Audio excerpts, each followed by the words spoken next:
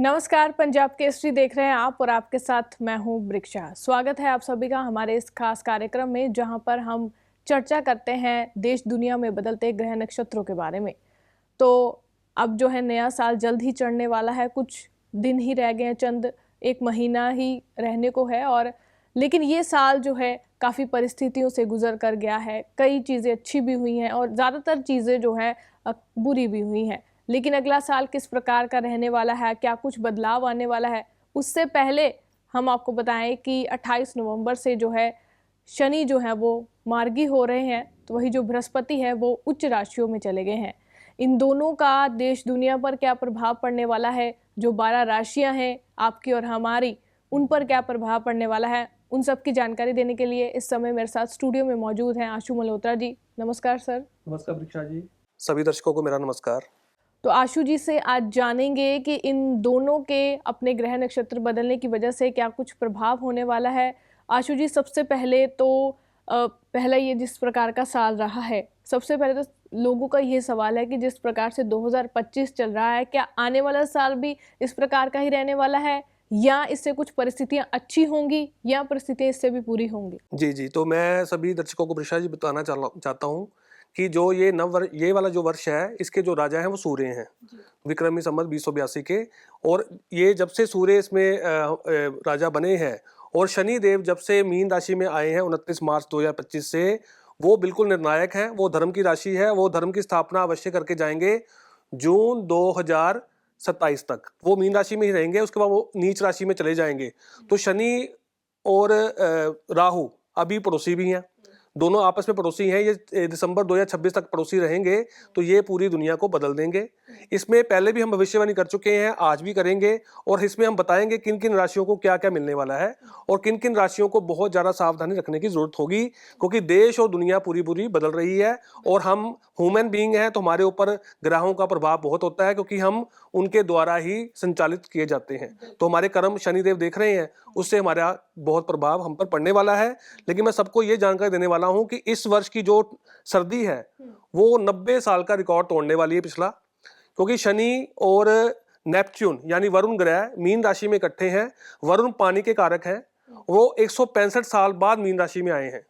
तो यानी कि वो 165 ईयर लगाते हैं सूर्य की परिक्रमा करने के लिए, तो वो 165 साल बाद वो मीन राशि में आए हैं और शनि वहां पे पहले से विराजमान है। तो शनि को पहाड़ और पर्वत बोला गया है और वरुण को बोला गया है पानी यानी बर्फ। तो ये पूरी पृथ्वी को ठंडा जरूर कर देंगे। जो ये कहते हैं ग्लोबल वार्मिंग आने वाली है, उसको ये कुदरत खुद ही मैनेज कर लेगी और इंसान को ये सबक सिखाएगी कि कुदरत की पावर क्या होती है। हमें कुदरत से पंगे नहीं लेने चाहिए। तो यहाँ पे ये चीज हो जाएगी। और इन दोनों के मिलने से ये भी होगा कि आपको धर्म के साथ चलना पड़ेगा। नहीं तो अगर आप धर्म विरोधी हैं पिछले 30 ईयर से, जब से शनि मीन राशि में थे पहले, तो उन्होंने ऊपर से नीचे लेके आना ही है। और जो लास्ट 30 ईयर से मेहनत कर रहे हैं जो परिवार, वो नए करोड़पति बनेंगे।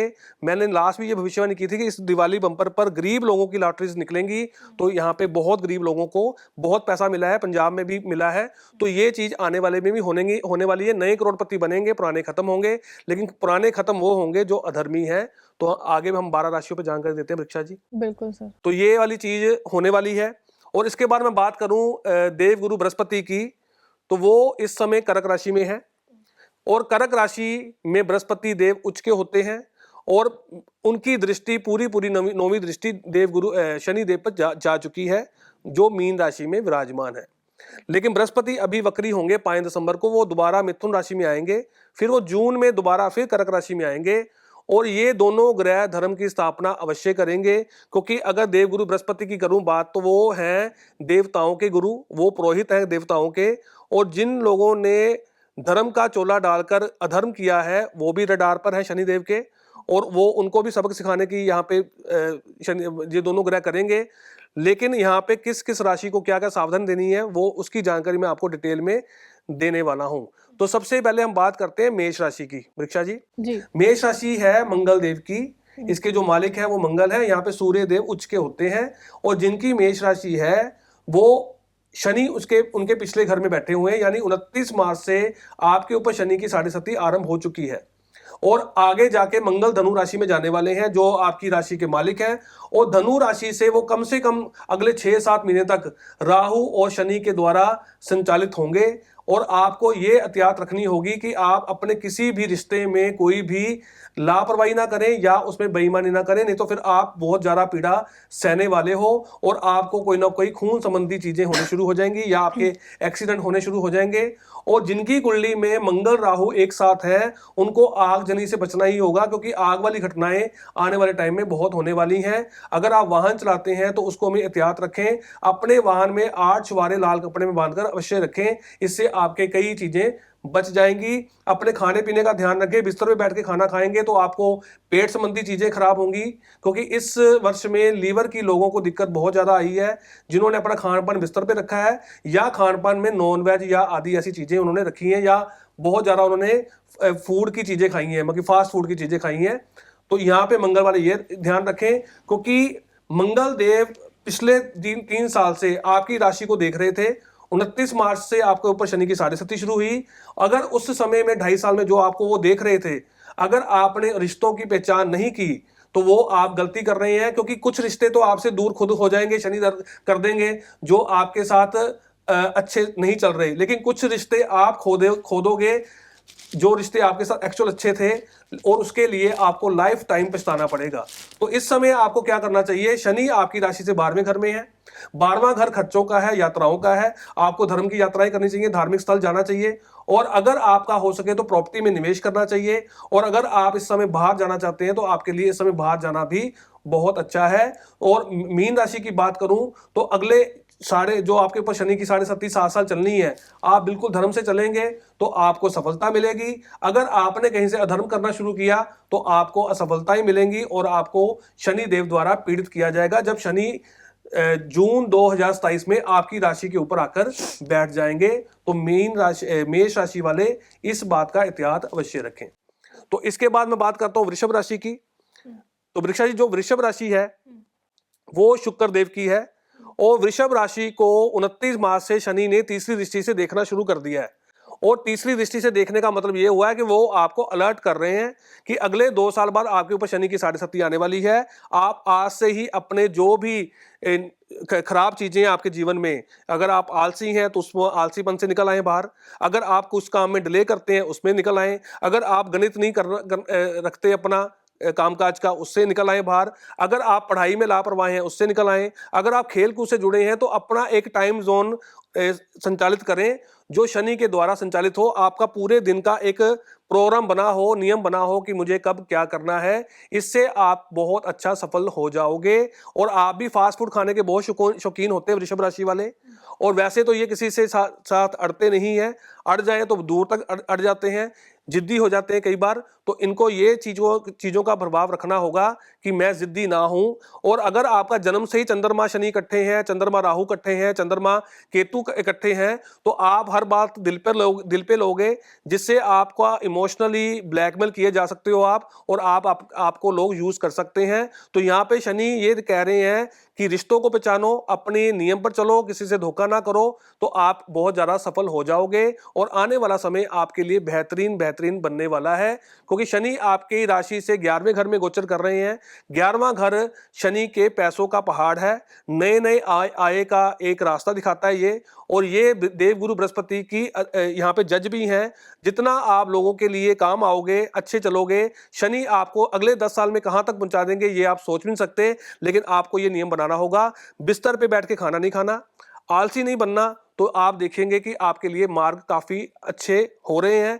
और जो लोग विवाह करना चाह रहे हैं इस समय में, तो वो अपना कुंडली मिलान अवश्य करें, नहीं तो फिर आपको कहीं ना कहीं दिक्कत आ सकती है। अगर ये बात का ध्यान रखा तो आपके लिए नेक्स्ट 10 ईयर शनि आपके लिए बहुत बेहतरीन होंगे। और अगला साल भी आपके लिए अच्छा ही होने वाला है अप्रैल के बाद, क्योंकि अगर मैं पंचांग की बात करूं तो जनवरी वाला जो नव वर्ष है वो हम इंग्लिश वर्ष कहते हैं उसको, लेकिन जो हमारा शुरू होता है वो मार्च अप्रैल में शुरू होता है, जब चैत्र मास का पहला नवरात्रा होता है। तो वो वहां से आपके दिन अच्छे शुरू होंगे जैसे ही अप्रैल शुरू होगी। तो यहाँ पे आज से ही आप ये नियम बनाएं कि मुझे शनि के द्वारा जो मुझे बताया जा रहा है वो चीजें करूं, क्योंकि इस समय आपको खुद में अनुभव हो रहा है 6 महीने से कि आपके साथ शनि क्या क्या बदलाव कर रहे हैं। उस बदलाव को पहचाने और उसको पॉजिटिव वे में लें अपनी लाइफ में, आपकी लाइफ बहुत स्मूथ होगी। इसके बाद हम बात करते हैं मिथुन राशि की। मिथुन राशि बुध की है और मिथुन राशि से 10वें घर में शनि देव गोचर कर रहे हैं, तो आपके लिए बेहतरीन एक योग है कि आप शनि की इस चाल को पहचाने। 10वां घर होता है कामकाज का, सरकारी काम का, सरकारी जॉब का, और हमारे जीवन में कैसे कैसे हम कार्य करेंगे, लाइफ में कैसे किस किस कार्य से सफल होके हम अपने कमाई के रास्ते खोलेंगे। तो ये यहाँ पे मिथुन राशि वाले इस बात का ध्यान रखें कि अपने बुध को ना खराब होने दें, क्योंकि आपकी राशि के मालिक बुध देव हैं और बुध देव 25 दिन बाद राशि परिवर्तन कर देते हैं, बहुत तेज चलते हैं। और जैसे बुद्धि हमारी चलती है, तो अपनी बुद्धि को जितना आप स्ट्रॉन्ग रखेंगे, आप जितना दुर्गा कवच का पाठ करेंगे, आपके लिए बेहतरीन होगा। आपको लगेगा कि मैं बहुत से अच्छी चीजें करनी शुरू हो गया हूं। लेकिन अगर आपका बुध खराब हुआ, जैसे 8वें घर में हुआ, 9वें घर में हुआ, 12वें घर में हुआ, या राहु से बैठ गया, केतु से बैठ गया, तो यहाँ पे चीजें आपके साथ खराब हो सकती हैं। अगर बुध खराब हुआ या गुरु की दृष्टि बुध पर हुई या बुध की दृष्टि गुरु पर हुई, तो आप समझोगे मुझसे ज्यादा विद्वान कोई नहीं है, तो आप वहां पे गलती कर दोगे। अगर मंगल बुध इकट्ठे हुए, तो आप क्रोध में आके ऐसी चीजें गवा लोगे जो दोबारा आपको कभी हासिल नहीं होंगी। वर्तमान में भी मंगल बुध इकट्ठे चल रहे हैं। जब मंगल बुध इकट्ठे होते हैं तो राहु खराब होता है, यानी बुध हमारा दिमाग है, राहु उसके अंदर ख्यालात हैं, तो आपके ख्यालात बिगड़ जाएंगे और उसमें आप कोई ना कोई अपने भाग्य की हानि कर लोगे। जो लोगों की कुंडली में ये योग हैं, वो अपने बुध को जरूर संभाल लें।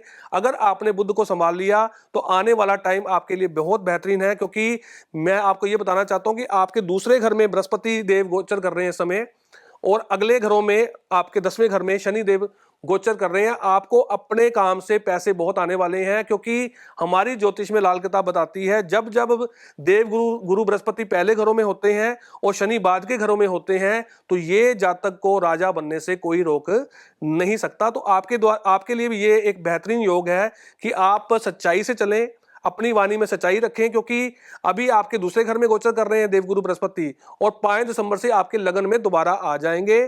तो ये आपके लिए बहुत अच्छा योग है कि बृहस्पति का जो गोचर है, शनिदेव का जो गोचर है, आपके लिए एक बेहतरीन है। तो आप भी अपने आप को ध्यान से रखें। अब आप क्या करें, अगर आपका 8वें घर में बुध है, तो आप एक तांबे की गड़वी में मूंग दाल भरकर उसको ढक्कन लगाकर तांबे का कली का टांका लगाकर उसको जल में प्रवाहित करें। आप ऐसा 4 बुधवार करें, नदी में जल प्रवाहित करें, और ये जब जो ये तांबे की गड़वी है ये अंदर जाके ब्लास्ट करेगी तालाब में, तो आपका बुध ठीक होगा। तो इसके बाद अगर 9वें घर में बुध है आपका, तो आप अपने पास एक लोहे की गोली पर लाल रंग करके परमानेंट अपने पास रखें, इससे भी आपका बुध ठीक होगा। और अगर 12वें घर में बुध है, तो अपने घर की छत को हमेशा साफ रखें और छोटी कन्याओं की सेवा करते रहें, इससे आपका बुध ठीक होगा और आने वाला समय आपके लिए बेहतर बनेगा। तो ये वृक्षा जी, ऐसे ज्योतिष में ग्रह हमारे काम करते हैं। अगर हम उनको अपने जन्म कुंडली को दिखा के किसी अच्छे विद्वान को, तो उसे अपने जो उपाय हैं या नियम हैं उसको यूज करें, तो हमारी लाइफ बदल जाती है, जो हमारी जिंदगी में दुख है वो खत्म होते हैं। इसके बाद हम बात करते हैं कर्क राशि की। कर्क राशि की बात करूं तो सबसे बेहतरीन टाइम इस समय, कितने वर्षों बाद, 12 साल के बाद बृहस्पति आपके लगन में आए और 30 साल बाद शनि आपके 9वें भाव में पहुंच गए, और इस समय आपके लगन में बैठ के बृहस्पति आपके 9वें भाव के शनि को देख रहे हैं। तो ये सबसे बेहतरीन, अगर मैं बात करूं तो कर्क लगन के लिए और कर्क राशि के लिए सबसे बेहतर टाइम है। और जैसे ही शनि बृहस्पति अपने नक्षत्र में जाएंगे और जैसे ही बृहस्पति अपने शनि के नक्षत्र में आएंगे, तो आपको ऐसी चीजें लाइफ में मिल जाएंगी जो कितने वर्षों से आपका परिवार या आप नहीं पा पाए। अगर ऐसे समय में जो लोग बहुत ज्यादा मिडिल क्लास है या गरीबी देख रहे हैं, उनके घर में कोई बच्चा ऐसा पैदा हो गया वर्तमान में, तो वो उनकी जीवन बदल देगा आने वाले टाइम में। तो आपके लिए सबसे बेहतर ये होगा कि आप अगर मांस मदिरा में हैं, तो ये आपको छोड़नी पड़ेगी। बिल्कुल। और इससे क्या होगा, आपकी लाइफ में बहुत ज्यादा जबरदस्त टाइम आएगा, क्योंकि आपकी राशि से 9वें भाव में गोचर कर रहे हैं शनिदेव, जो आपकी भाग्य की वृद्धि को करके आपको धन धान्य जरूर देंगे, अवश्य देंगे। और अगर आपका कर्क लगन ही है, तो फिर ये सोने पे सुहागा होगा कि कर्क राशि और कर्क लगन, ये सोने पे सुहागा इसलिए हुआ कि लगन में बृहस्पति और अगले घरों में शनिदेव चले गए। पहले घरों में बृहस्पति हो गए और अगले घरों में शनिदेव हो गए। अगले 7.5 साल ये आपके शनि के और 6 साल बृहस्पति के आपको भर भर के मिलने वाला है। तो इस चीज को, भाग्य को पहचाने और भाग्य की वृद्धि अवश्य करें। अपने पूर्वजों के नाम से दान अवश्य करें गरीबों को। ये आप जितना करते रहेंगे, आने वाला टाइम आपके लिए बेहतर बनेगा। ये कर्क राशि के लिए है, क्योंकि आपको अपने बड़ों का आशीर्वाद ही मिलने वाला है। धर्म स्थान की सेवा करें। अगर धर्म स्थान गुरुद्वारे या मंदिर में जाते हैं तो वहां पे आप जोड़ों की सेवा करें, जूतों की सेवा करें, लंगर हाल में सेवा करें, और लंगर हाल में कोई राशन पानी पहुंचाते रहें तो आपके लिए बेहतर होगा। ब्राह्मणों की सेवा करना आपके लिए बेहतर होगा। तो ये चीजें हैं, और आपके लिए भी आलसी बनना बहुत ज्यादा हानिकारक होगा। इन चीजों का ध्यान रखें। घर पे इलेक्ट्रॉनिक चीजें खराब ना रखें, और कोई कबाड़ ना रखें, इससे बचें। और अपना लाइफ में ब्रह्म मुहूर्त में या प्रातः काल में नहाना अवश्य शुरू करें, पाठ पूजा करें। इससे आपकी जिंदगी बदलने वाली है कर्क राशि की। इसके बाद हम बात करते हैं सिंह राशि की। सिंह राशि के लिए अगर बात करूं तो अष्टम भाव में शनि आपके गोचर कर रहे हैं, और आपकी राशि में केतु भी गोचर कर रहे हैं, जो आपको बहुत बड़े लेवल पर स्पिरिचुअल बना देंगे। इस समय स्पिरिचुअल बना देंगे। और बृहस्पति का आपकी राशि से 12वें घर में जाना, यानी वो अपना ही घर होता है उनका, और वो उच्च राशि में बैठे हुए वर्तमान में, तो ये आपको भगवान के साथ जोड़ेंगे। आपके लिए गंगा स्नान या पवित्र नदियों का स्नान या पवित्र स्थानों का भ्रमण करना बहुत ज्यादा होगा अच्छा। और अगर आप आउट ऑफ कंट्री जाना चाहते हैं तो ये समय भी आपके लिए बेहतर है सिंह राशि के लिए। सिंह राशि को यही है कि अपना सूर्य हमेशा ठीक रखें, किसी के साथ अन्याय करने से बचें, नहीं तो आप पीड़ा में आ जाओगे। सच के साथ चलोगे। कोई सूर्य राजा है, राजा किसी के साथ अन्याय करेगा तो वो शनि के द्वारा पीड़ित अवश्य होगा। और आपकी राशि पे वर्तमान में शनि का ढैया भी चल रहा है सिंह राशि के ऊपर। तो आपके लिए ये समय ऐसा है कि आपको धर्म से चलना है, और आपके लिए कामकाज बढ़ेंगे। आपकी औलाद तरक्की करेगी, आप तरक्की करोगे, आपका कुल का उद्धार भी हो जाएगा अगर आप शनि के नियम से चलोगे। आपकी राशि से शनि अष्टम भाव में है।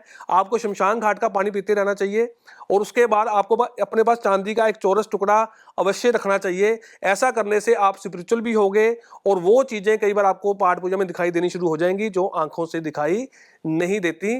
तो सिंह राशि के लिए भी ये बेहतर टाइम है। अपने आप को खोजने की कोशिश कीजिए, क्योंकि आपके मन के ऊपर केतु का जो गोचर है वो आपको भीतर से जानने के लिए आपको प्रेरित कर रहा है खुद को। तो ये जितना आप जानते जाओगे उतना अच्छा हो जाएगा। और चंद्र और केतु मिलके शुक्र बनाते हैं, क्योंकि चंद्रमा के दूध में जब केतु का नींबू मिलाया जाता है तो दही बनता है, तो वो शुक्र बन जाता है। तो आपके जीवन में लग्जरी लाइफ भी खुद ब खुद आनी शुरू हो जाएगी अगर आप स्पिरिचुअल हो जाएंगे। तो ये आप अवश्य रखें ध्यान। इसके बाद हम बात करते हैं कन्या राशि की। कन्या राशि भी बुध की है, और बुध को ठीक रखना बेहतर बहुत जरूरी हो जाता है। लेकिन बुध की वृक्षा जी मैंने खासियत देखी कन्या राशि की, ये किसी भी हालत में अपने आप को एडजस्ट कर लेते हैं। अगर इनके पास कम है तब भी खुश हैं, ज्यादा है तब भी खुश हैं, तो ये एडजस्ट करने में बहुत बेहतर होते हैं। और ये मास्टरमाइंड होते हैं, जिसको ये सलाह दे दे वो अच्छी सलाह लेके कामयाब हो जाता है। लेकिन कई बार ये खुद वो उस लेवल पे नहीं जा पाते, तो इनके मन में वो कहीं ना कहीं पीड़ा रहती है। तो आपके लिए मैं बताना चाहता हूं कन्या राशि के लिए कि अगला ढैया आपके ऊपर ही आने वाला शनि का 2 साल बाद, तो आप भी उसके लिए तैयार रहें। तो कन्या राशि सिर्फ अपनी बुद्धि को ठीक रखें, अपने दांतों को ठीक रखें। अगर आपके ब्रश करते हुए ब्लड आता है दांतों में तो उसको तुरंत ठीक कर लें। फटकरी का प्रयोग करें, फटकरी के पानी से गागल करें, ये करना आपके लिए अच्छा होगा।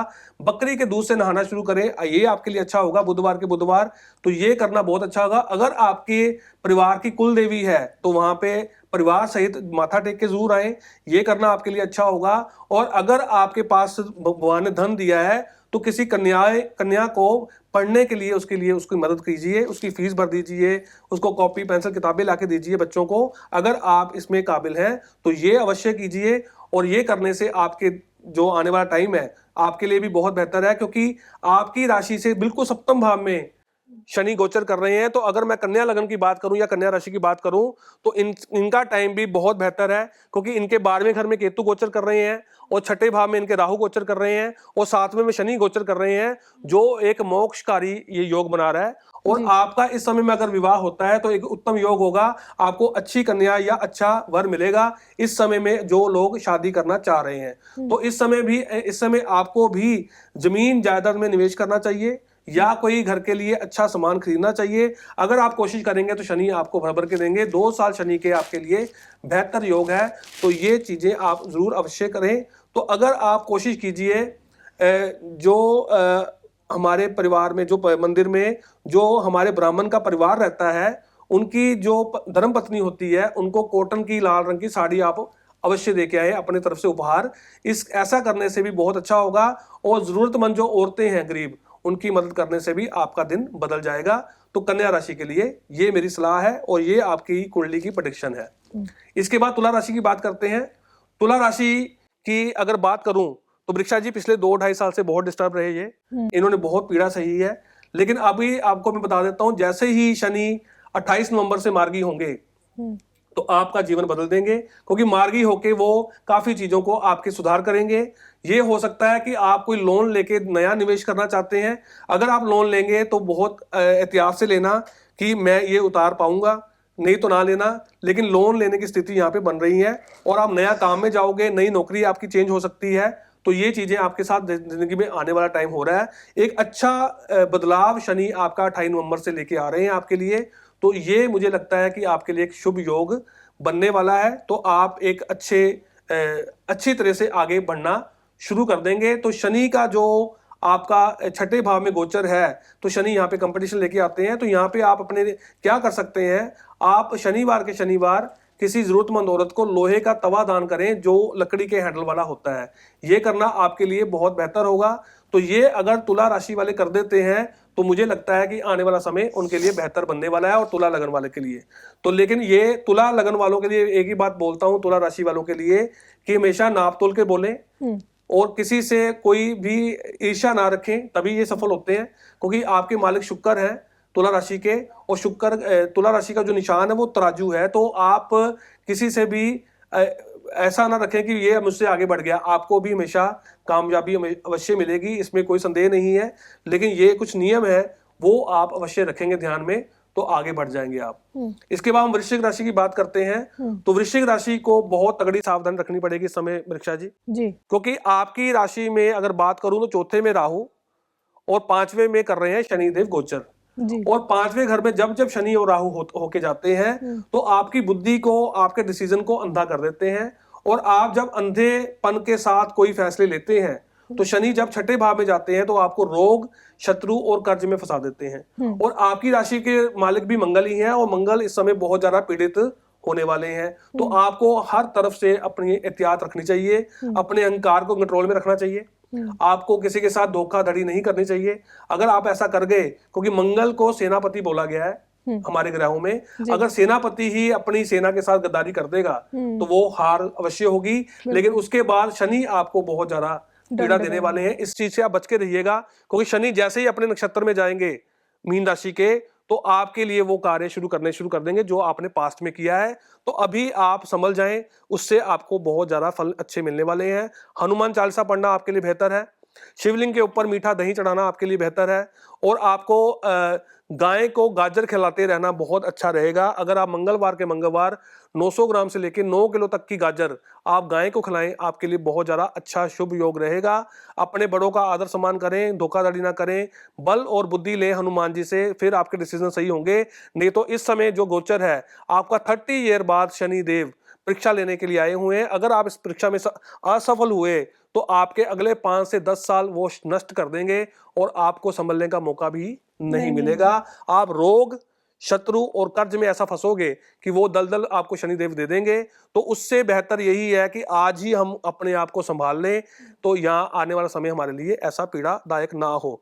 अगर आपका मंगल चौथे घर में, अगर मंगल आपका छठे भाव में, अगर मंगल आपका 8वें घर में, अगर मंगल आपका 12वें घर में या लगन में है, तो आप बहुत ज्यादा अहंकारी बन सकते हो। तो यहाँ पे अपने आप का बचाव कीजिए, चांदी का कड़ा धारण कीजिए, ये करना आपके लिए बेहतर होगा।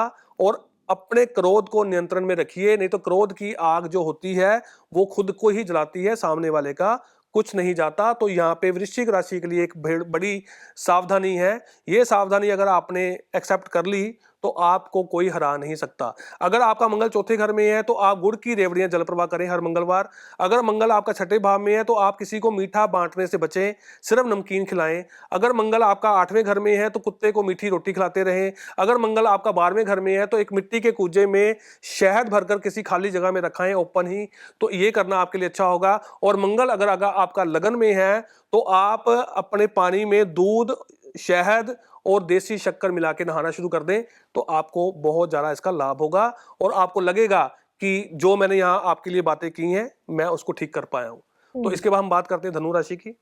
धनु राशि देवगुरु बृहस्पति की है और आपके लिए भी बहुत अच्छा टाइम है देवगुरु बृहस्पति की धनु राशि के होने के अकॉर्डिंग, क्योंकि आपके चौथे घर में 9, 10, 11, 12 चौथे घर में शनि देव गोचर कर रहे हैं, लेकिन आपके शनि के ढैये से क्या होता है, हर बात दिल पे लगती है।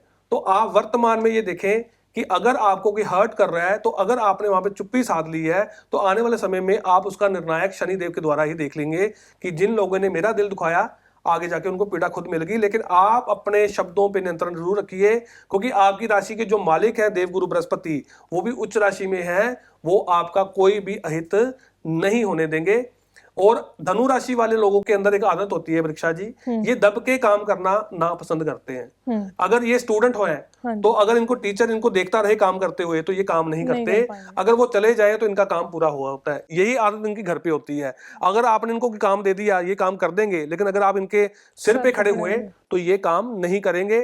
धनु राशि की ये आदत है। और 2 साल आपके लिए पढ़ने के लिए, नौकरी के लिए, ज्ञान के लिए, ज्योतिष लाइन में जाने के लिए, या ज्ञान वाले प्रोफेसर बनने के लिए, टीचर बनने के लिए, तो उच्च कोटि की पोस्ट लेने के लिए धनु राशि का वर्तमान टाइम बहुत अच्छा है। लेकिन आपको अपने आलसीपन से दूर होना होगा।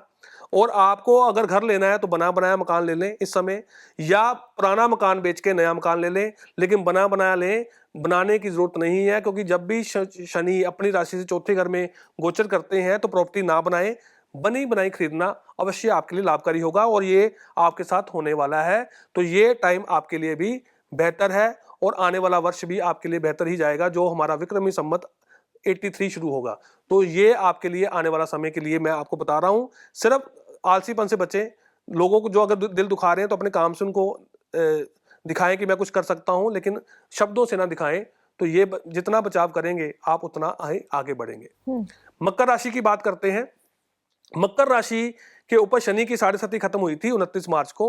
वो इन्होंने 7.5 साल में शनि देव से जो सीखा है वो आज आपको काम आने वाला है। आपका पराक्रम बढ़ने वाला है, क्योंकि शनि आपकी राशि से तीसरे में गोचर कर रहे हैं। तो आपको वो पराक्रमी बना देंगे, और आपको लगेगा कि मैं बहुत ज्यादा अच्छे लेवल पे पहुंच रहा हूं। तो आपकी बिल्कुल सामने वाली राशि जो कर्क है, वहां पे देवगुरु बृहस्पति बैठे हुए हैं, जो आपकी राशि पे 7वीं दृष्टि डाल रहे हैं। तो आपका व्यापार, आपका वैवाहिक जीवन, आपका साझेदारी बहुत उच्च कोटि का होने वाला है। लेकिन मकर राशि के लिए हमेशा मैं ये एक सलाह दूंगा, आप किसी के ऊपर डिपेंड ना हो, या अच्छा करके ये ना सोचें कि वो भी मेरे साथ अच्छा करेगा। आपको ऊपर वाला ही देगा, क्योंकि आपकी राशि कर्म की है, कर्म प्रधान है। तो आप जितना कर्म करेंगे उतना आप आगे बढ़ते चले जाएंगे।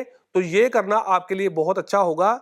अगर आपकी मकर राशि है और शनि की इसमें वो महादशा चल रही है, तो मुझे लगता है कि एक बेहतरीन टाइम है। लेकिन यहाँ पे शनि की पोजीशन आप अपनी कुंडली में ये देख लें कि शनि कहीं पे जाके राहु के साथ, शनि कहीं पे जाके मेरे लगन में तो नहीं बैठा हुआ, शनि कहीं पे जाके मेरे छठे भाव में तो नहीं बैठा हुआ, तो शनि कहीं मेरे अष्टम भाव में तो नहीं बैठा हुआ, शनि मेरे 11वें घर में तो नहीं बैठा हुआ। अगर मकर राशि आपकी है और शनि आपकी कुंडली में 11वें घर में है, अगर आप मांस और मदिरा खा रहे हैं, फिर आपको 2 लाख रुपए किलो ये चीजें पड़ेंगी, फिर आपका लॉसेस बहुत होंगे। तो अगर मकर राशि आपकी है और फैक्ट्री है, और आपके 11वें घर में शनि है, और आप नॉनवेज आदि खा रहे हैं, तो आपकी फैक्ट्री बंद हो सकती है। यहाँ पे ये आपको नियम रखना होगा। और जिसका शनि अपनी राशि से तीसरे जाता है परीक्षा जी, तो उसके बाद इन हैंड कैश कम हो जाता है, लेकिन प्रॉपर्टी के लिए रास्ते खुल जाते हैं। तो आप भी कोई ना कोई प्रॉपर्टी में निवेश अवश्य कर लें। आपके लिए प्रॉपर्टी का आप लगेगा कि मेरे पास तो पैसा नहीं है, लेकिन जैसे ही आप निवेश करोगे 5-10 हजार, प्रॉपर्टी के लिए शनि आपको पैसा दे देंगे। वैसे पैसा इकट्ठा नहीं होगा। तो ये आपके लिए अच्छा है टाइम, कि अगर आप प्रॉपर्टी लेते हैं तो उसको आप रेंट प्रॉपर्टी से रेंट भी ले सकते हैं उस प्रॉपर्टी से। तो ये आपकी लिए आय अच्छी शुरू होने वाली है। तो आप भी आलसीपन से बचें, अपने कामकाज में बिल्कुल नियम से जाएं, तो आपके लिए बेहतर टाइम आने वाला है। इसके बाद हम बात करते हैं कुंभ राशि की। कुंभ राशि की बात करूं तो कुंभ राशि से बिल्कुल दूसरे घर में शनिदेव गोचर कर रहे हैं, जो एक बेहतर योग है। लेकिन लगन में आपकी राशि के ऊपर राहु का प्रभाव है। तो राहु हमारे, जब चंद्रमा के ऊपर राहु होते हैं तो वो हमारे भूकंप यानी सुनामी पैदा करते हैं हमारे मन में। तो उसमें आप धैर्य रखें, चांदी का चौरस टुकड़ा धारण करें। जितना आप चांदी पहनेंगे या रखेंगे अपने पास, उतना आपका राहु कंट्रोल में रहेगा। और माँ सरस्वती का पूजन करना आपके लिए बेहतर होगा। माँ सरस्वती जी को नीले रंग के फूल चढ़ाते रहें आप, बुधवार या शनिवार, या उनको सफेद मिठाई चढ़ाएं माँ सरस्वती जी को। तो ये करना आपके लिए बेहतर होगा। और भगवान शंकर पे शिवलिंग के ऊपर आप जौ चढ़ाएं, ये करना आपके लिए अच्छा होगा। या घर पे लाल कपड़े में कच्चे दूध से धोकर जौ रख लें किसी भारी चीज के नीचे, ये इससे आपका राहु कंट्रोल हो जाएगा, तो आपके लिए एक बेहतर योग होगा। और शनि आपके खाना नंबर 2 में है, अगर आपने राहु कंट्रोल किया तो शनि को आपको पैसा देना पड़ेगा। और घर पे नंगे पांव घूमना बंद कर दें आप। अगर आप घर पे नंगे पांव घूमेंगे तो शनि खराब होगा। नहाना भी नंगे पांव नहीं है, तो ये करना अच्छा होगा। और अगर बहुत जल्दी कोई चीज आपको चाहिए तो 43 डेज घर से नंगे पांव मंदिर चले जाएं, वो चीज आपको 43 डेज में मिल जाएगी। लेकिन घर पे नंगे पांव नहीं घूमना, यानी अगर आपने मंदिर जाना है तो घर की दहलीज पे अपने जूते या चप्पल उतार के जाएं और वापस आके वहीं से पहन लें, ये करना बहुत अच्छा होगा। तो आपके लिए एक उपाय है 4 शनिवार का, आप अगर ब्राह्मण जो होते हमारे मंदिर में होते हैं तो उनको खड़ाऊ होते हैं लकड़ी के, वो आप उनको बांट दें हर शनिवार, ये करना आपके लिए बेहतर होगा जो कुंभ राशि वाले हैं। इसके हम बात करते हैं मीन राशि की। मीन राशि के ऊपर शनि का ही गोचर चल रहा है, चंद्रमा के ऊपर शनि का गोचर। इसका कॉम्बिनेशन क्या बताता हूं, अगर समुंदर हो, समुंदर के किनारे पे चट्टानें होती हैं, पानी टकराता है वापस जाता है, तो मीन राशि की हालत इस समय ये है, पानी आके टकरा रहा है चट्टानों से, तो आपका मन विचलित तो कई चीजों से हो रहा है। लेकिन अगर आप स्पिरिचुअल हो चुके हो, आप भगवान शंकर से जुड़ चुके हो, या अपने ईश से जुड़ चुके हो, माँ भगवती से, कृष्ण जी से, नारायण से जुड़ चुके हो, हनुमान जी से जुड़ चुके हो, या आप गणेश जी से जुड़ चुके हो, या आपका गुरुद्वारे आना जाना है, धर्म स्थान में आना जाना है, या धर्म स्थान का स्नान करना आपका शुरू हो चुका है, तो आपको कोई भी चट्टान या आपको कोई भी पानी विचलित नहीं कर सकता। आप आसमान की ऊंचाई पकड़ोगे, क्योंकि मीन राशि आसमान की ही कारक है। तो आपके लिए सबसे बेहतर ऊंचाई का टाइम इस समय ही चल रहा है मीन राशि के लिए। अपने आप को पहचाने। और शनि क्या करता है, शनि मीन राशि के आसपास वो ही लोग रखेगा जो एक्चुअल में वृक्षा जी इनके अपने होंगे। जो इनके साथ कोई चलाकी चल रहे हैं वो शनि खुद ही दूर कर देंगे। तो मीन राशि के लिए एक बेहतर टाइम है अपने आप को पहचानने का। और आपको धन की वृद्धि बहुत होने वाली मीन राशि की, क्योंकि बृहस्पति की दृष्टि भी आपके ऊपर है, तो ये वाला टाइम आपके लिए बेहतर है। तो वृक्षा जी, ये 12 राशियों के ऊपर देवगुरु बृहस्पति और शनि अपना असर देंगे। बिल्कुल बिल्कुल, 12 राशियों के जो भी प्रभाव हैं वो आपने बताए हैं। लेकिन अब मैं चाहूंगी कि देश दुनिया में जो परिस्थितियां फिलहाल चल रही हैं, कोई अच्छी कुछ खास परिस्थितियां नहीं है, लेकिन अब ये जो गोचर होने वाला है, इसके बाद क्या परिस्थितियां होंगी देश दुनिया में? तो मैं ये बताना चाहता हूं कि अगर जैसे मंगल धनु राशि में जाने वाले हैं, तो अगले 5-6 महीने देश और दुनिया के लिए घातक इसलिए हैं कि कई देशों में युद्ध दोबारा शुरू हो सकता है। क्योंकि इस समय जो समय चल रहा है परीक्षा जी, हर कोई सत्ता में सबसे ऊपर पहुंचना चाहता है कि मेरा देश सबसे बड़ा है, मैं सबसे बड़ा हूं। तो ये चीजें खींचातानी चल रही है, तो इस खींचातानी को अभी और चलेंगी। अभी आगजनी की घटनाएं हो सकती हैं। हाँ, जाते जाते मैं ये बताना चाहता हूं, कोई भी व्यक्ति अपने घर में इस सर्दियों में कमरे में अंगीठी लगा के ना सोए।